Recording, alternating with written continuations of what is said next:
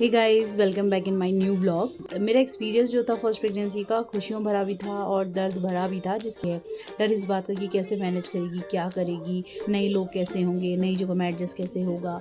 शायद कहते हैं कि एक औरत तभी पूरी भी होती है जब वो माँ बनती है। उसके बाद से बहुत सारी चीज़ें ऐसी होती है जो चेंज होती है, जो हमारी इमेजिनेशन की दुनिया से बिल्कुल अलग होती हैं। तो रियलिटी में जब हम वाकई मम्मी बनते तो खुशी बहुत ज़्यादा होती है।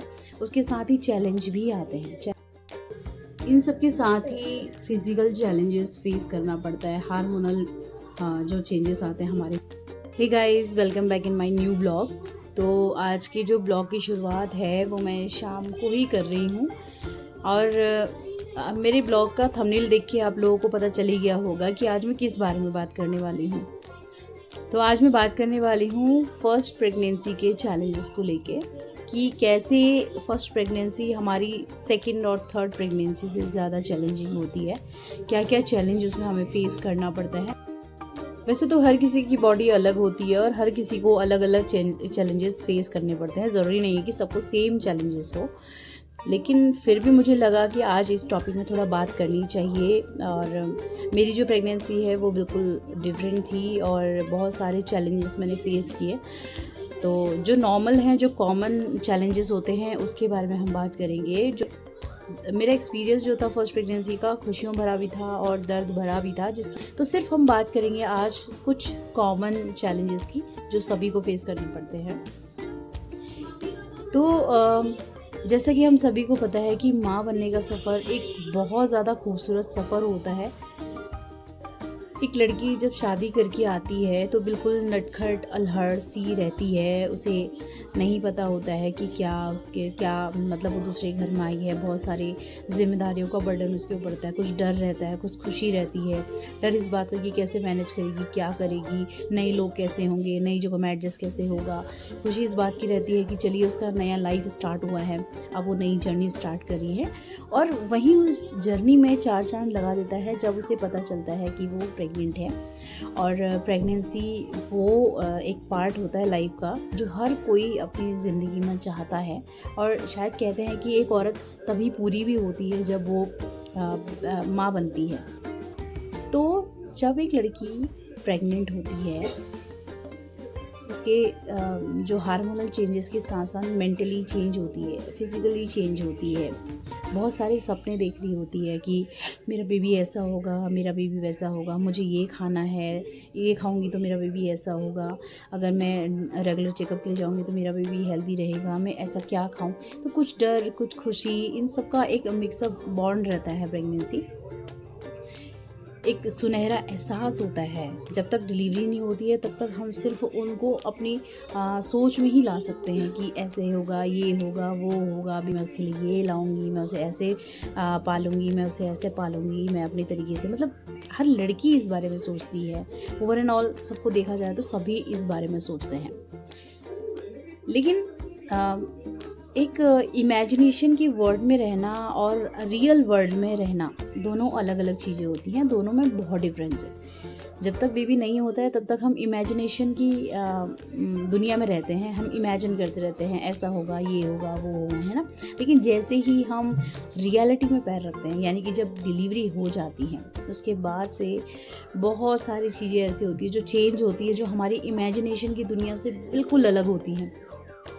और वो चीज़ें कह सकते हैं, उसको समझना, उसको जीना बहुत अलग होता है। आप सोचिए कि आपकी लाइफ में एक छोटा सा बेबी, मतलब एक नया जीवन आया है। आपको अपनी हेल्थ को भी ध्यान देना है। अगर नॉर्मल डिलीवरी हुई है तो भी आपको अपने जो फिज़िकल चैलेंजेस है उनको फेस करना है, उनको भी देखना है और बेबी को भी देखना है। और सी सेक्शन हुआ है तो भी आपको सेम ही करना है। आपको अपने नॉर्मल होता है तो जैसे मैं बताऊं तो मेरा नॉर्मली डिलीवरी हुआ था, तो मेरे को उस समय जो चैलेंजेस थे, बच्चा भी देखना है और मेरे स्टिचेस थे वो भी, मतलब उनमें भी इन्फेक्शन ना हो, इसका भी ध्यान देना है। सबसे बड़ा चैलेंज ये रहा कि मेरे इन लॉज नहीं हैं, जिसकी वजह से मुझे बहुत ज़्यादा चैलेंज फेस करने पड़े थे। तो जैसे कि मैंने आपको पहले भी बताया कि इमेजिनेशन वर्ल्ड अलग होता है और रियलिटी अलग होती है। तो रियलिटी में जब हम वाकई मम्मी बनते तो खुशी बहुत ज़्यादा होती है। उसके साथ ही चैलेंज भी आते हैं। चैलेंज लाइक अगर आपके इन लॉस नहीं है तो सब कुछ आपको खुद ही देखना है। आपको अपने खाने पीने का ध्यान खुद रखना है, आपको अपनी बेबी का ध्यान खुद रखना है, रातों भर आपने खुद उठना है बच्चे के साथ, है ना। और अपने से ज़्यादा उस टाइम पे क्या होता है कि ये जो छोटा सा बच्चा हमारे जीवन में आया है ना, इसे कुछ ना हो, इसे कोई तकलीफ़ ना हो, इसकी नींद पूरी हो, ये रो क्यों रहा है हर समय, ये ऐसे क्यों कर रहा है, मतलब बहुत सारी चीज़ें हमारे दिमाग में घर कर जाती हैं।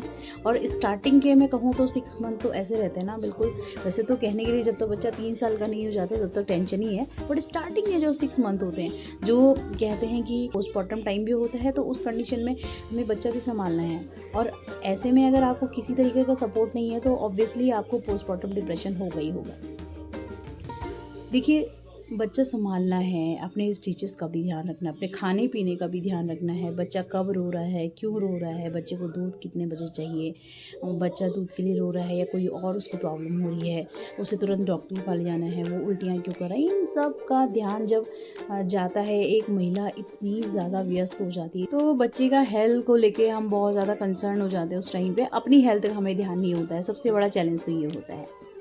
हम सोचते हैं कि मैं अपने पे, मतलब मैं अपना जो पर्सनल मेरा एक्सपीरियंस है वो यही है कि मैं तो मुंह भी नहीं धो पाती थी, मुझे मुंह धोने का टाइम नहीं मिलता था कि मैं मुंह धोऊं कब। सुबह से शाम हो जाती थी, रात हो जाती थी, और शाम होते ही मेरे को एक डर सताता था कि अब मेरा बेटा उठ जाएगा, अब क्या होगा, क्योंकि मेरा बेटा ना ज़्यादा सोता ही नहीं था। एक तो वो प्रीमेच्योर था, उसके बाद जब हुआ तो उसके बाद से वो सोना उसका बहुत कम था, मतलब 1-2 घंटा वो सोता था पूरा, मतलब पूरा दिन जो मैं बोल रही हूँ 24 घंटों में सिर्फ 1-2 घंटा सोना। आप समझ सकते हैं कि कितनी बड़ी प्रॉब्लम है। और जब वो 1-2 घंटा सो रहा तो सोचिए कि एक महिला जिसका बेबी हुआ वो कितना टाइम सो रही होगी, क्योंकि सारा टाइम तो हम बच्चे पे ही लगा देते हैं अपना, तो वो कहाँ से सोएगी, है ना।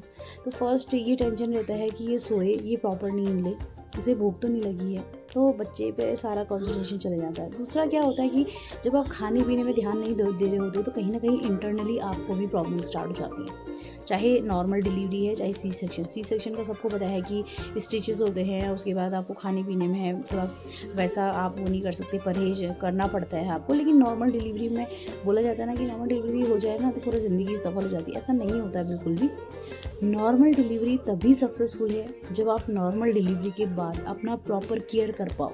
अगर आप अपना केयर नहीं कर पा रहे हो ना, तो मुझे लगता है वो नॉर्मल डिलीवरी भी होल लाइफ आपके लिए चैलेंज बनने वाली है। आपकी कमर में दर्द, आपके पैरों में दर्द, आपकी हड्डियों का बोलना, कड़क कड़क बोलती हैं हड्डियाँ, वो सारी चीज़ें नॉर्मल डिलीवरी में भी होता है। तो इसलिए एक चैलेंज ये होता है लेडीज़ के साथ कि वो नॉर्मल डिलीवरी में है तो उसे अपना भी पूरा केयर करना है। क्योंकि मैं अपना एक्सपीरियंस यहाँ पे शेयर करना चाहूँगी कि जब मेरी नॉर्मल डिलीवरी मेरा गर्मियों में हुआ था, मार्च के टाइम पे, तो गर्मियों में वैसे भी गर्मियाँ स्टार्ट हो गई थी देहरादून में, आपको पता ही है कितनी गर्मी है। तो मेरी जैसी डिलीवरी हुई उसके बाद से कमरा हमारे पास उस समय एक ही था, हम 2 रूम सेट में नहीं रहते थे, एक ही रूम था हमारे पास, और उसमें इतनी ज़्यादा गर्मी थी कि आप लगा लीजिए कि पंखा और कूलर तो चल ही रहा था हमारे घर के अंदर। तो कहाँ से केयर कर पाते, अपनी तो नहीं कर पाई, और जिसका भुगतान मुझे करना पड़ा कई सालों तक, 2-3 साल में कंटिन्यू। मेरे जो पैर होते हैं ना, पैरों की एड़ी के और एड़ी के पीछे वाला जो पोर्शन होता है बिल्कुल, उसमें इतना दर्द रहता था मेरे को कि मैं 2-3 बार डॉक्टर्स के पास भी गई उससे डिस्कस करने के लिए कि ये प्रॉब्लम क्या है। मुझे लगा कि शायद मुझे बोन से रिलेटेड कोई दिक्कत हो गई है, लेकिन मैं समझ ही नहीं पाई। मैं मेडिसिन लाई लेकिन मैं ठीक ही नहीं हुई। तो ये चीज़ें जब मैं सेकंड डिलीवरी मेरी हुई थी उस टाइम पे मैंने अपना थोड़ा केयर किया था, वो भी मेरा नॉर्मल हुआ था। तो मैंने जब अपनी केयर करी तब जाके वो जो मेरे पैर दर्द था ना वो बिल्कुल ठीक हुआ। मेरी बेटी भी उठ गई है तो मैंने उसे गोद में ले लिया है और मैं उसको लेके ही वीडियो शूट कर रही हूँ। तो एक और चैलेंज जो फेस करते हैं हम लोग वो होता है कि नई जिम्मेदारी का एकदम से सर पे पड़ जाना, और जिसके बारे में हमने कभी सोचा भी नहीं होता कि हमें ये सब करना पड़ेगा। मैंने कहा ना कि इमेजिनेशन वर्ल्ड में जीना और रियलिटी फेस करना दोनों अलग अलग चीज़ें हैं। तो इमेजिनेशन वर्ल्ड में हम सिर्फ सोचते हैं हम ये करेंगे वो करेंगे ये करेंगे, जब रियलिटी में वो चीज़ आती है ना तो हम इतने ज़्यादा उस टाइम पे वो जो टाइम होता है उसमें चिड़चिड़े हो जाते हैं, उसमें हम नहीं समझ पाते कि हम क्या करें क्या नहीं करें। तब रोना आ रहा होता है क्योंकि नींद पूरी नहीं हो रही होती है हमारी, चिड़चिड़ापन हो रहा होता है कि यार कोई तो साथ रहता। और उस बच्चे को देख के भी मुझे ऐसा लगता है कहीं ना कहीं थोड़ा सा तो गुस्सा आता है कि यार कितना रो रहा है, दिल में होता है कि यार कोई होता साथ में सपोर्ट के लिए। तो चिड़चिड़ापन इतना रहता है कि वो बच्चे को जो प्यार देना होता है सिर्फ केयर के चक्कर में पड़ जाते हैं, प्यार नहीं दे पाते हैं हम लोग, ये रियलिटी है। इन सब के साथ ही फिज़िकल चैलेंजेस फेस करना पड़ता है। हार्मोनल जो चेंजेस आते हैं हमारी बॉडी में, फिज़िकल चेंज आते हैं, मेंटली चेंज आते हैं। तो फिज़िकल चेंज से बाल झड़ने शुरू हो जाते हैं। आज तक आपके बाल बहुत सुंदर थे, आपकी स्किन बहुत सुंदर थी, आप बहुत अच्छे से अपने आप को देखते थे, लेकिन जैसे ही बच्चा होता है ना, उस टाइम पे फिर हम अपने बारे में उस टाइम ऐसा होता है कि जब हम अपने बारे में सोचने जाते हैं कि यार क्या यार मैं कैसी थी ना, मैं कैसी हो गई यार, मेरे बाल बहुत झड़ रहे हैं, मैं कैसे इनको रोकूं। तो मैं बोल रही हूँ ना कि बहुत सारे ऐसे चेंजेस होते हैं बॉडी में, इतने सारे चेंजेस आ रहे होते हैं कि संभलने का मौका ही नहीं मिलता है। क्या मेडिसिन लें, कैसे लें, बच्चों को फीड भी कराना है, कोई मेडिसिन हम नहीं ले सकते हैं, बहुत पेन में हम रहती हैं औरतें। और अगर उसको समझने वाला कोई नहीं मिलता है ना, तो समझिए आपको पोस्टमार्टम डिप्रेशन तो होगा ही है। और तब कहीं ना कहीं हमको ज़रूरत पड़ती है किसी ऐसे की जो हमें सही गाइड कर सके। अगर मेरे इन लॉज नहीं है तो मेरी मम्मी है।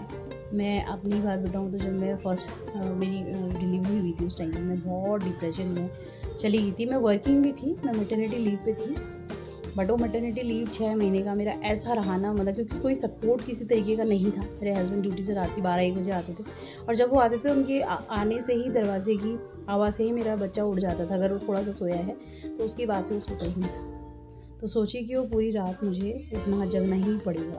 तो मेरा 6 महीने ऐसे गए ना कि मेरा वेट 75 हो गया, मतलब ओवर वेट हो गई मैं। उसके बाद से जब मैंने ज्वाइन किया तब धीरे धीरे अपने को ठीक करने की कोशिश करी मैंने। फिर उसके बाद कोरोना काल आ गया था, सब कुछ हुआ। लेकिन मुझे ऐसा लगता है कि पहली प्रेगनेंसी टफ इसलिए होती है क्योंकि एक तो नॉलेज की हमें बिल्कुल कमी होती है, प्लस सपोर्ट हमारे पास अगर नहीं है तो हमें दिक्कत होती है, प्लस हमें उस बच्चे को समझने में टाइम लगता है क्योंकि हमें खुद अक्ल नहीं है। पहली बार तो पेरेंट्स बने हैं तो कैसे हम समझ पाएंगे। हाँ, दूसरी प्रेगनेंसी होती है तो हम प्रिपेयर होते हैं मेंटली कि हाँ मेरा दूसरा बेबी होगा तो ऐसे होगा, ऐसे होगा, फिर ऐसे होगा बड़ा। तो मेरी सेकंड प्रेगनेंसी के लिए भी मैंने अपने आप को प्रिपेयर कर लिया था। तो मैं ये कह सकती हूँ कि दूसरी या तीसरी जो प्रेगनेंसी होती है वो चीज़ें हम प्लान करके करते हैं ना, तो हम बहुत आसानी से कर लेते हैं और वो चीज़ें हो भी जाती हैं। अब मेरी बेटी अभी 6 मंथ की हो गई है और मुझे पता ही नहीं चला। इस बार भी मैं मैटरनिटी लीव पे हूँ, 6 महीने की लीव पे थी। अभी रिसेंटली मैंने ज्वाइन किया ऑफिस, लेकिन 6 महीने कैसे गए मुझे पता ही नहीं चला। ये बस मैं प्रिपेयर थी कि जो होगा मैं कर लूँगी, मैं हैंडल कर लूँगी। अब वो ऐसे करेगा बच्चा तो मैं ऐसे करूँगी, वो रोएगा तो फिर मैं ऐसे करूँगी, जब वो सोएगा तो मैं भी सो जाऊँगी, मैं अपनी नींद पूरी करूँगी। क्योंकि जब आपकी नींद पूरी होती है ना, तो मुझे लगता है कि आप बेबी को बहुत अच्छे से केयर कर पाते हैं और चीज़ें मायने नहीं रखती हैं। तो मैं सभी जो नई माएँ हैं उनसे यही कहूँगी कि जब भी आपका बेबी होता है, अगर आपके साथ कोई भी किसी तरीके का सपोर्ट नहीं है ना, तो जब बेबी सो रहा है तो आप भी सो जाओ। काम गया भाड़ में, घर का काम साफ सफाई ये गई भाड़ में, बस आप सो जाओ। और जब बेबी उठता है ना, तो उसके बाद थोड़ा काम हो जाता है आराम से। थोड़ा बेबी उठता है, उसको गोद में लेके या नीचे बिठा के दूध पिला के थोड़ा अपने लिए खाना वाना बना के। पहले अपनी केयर ज़रूरी है।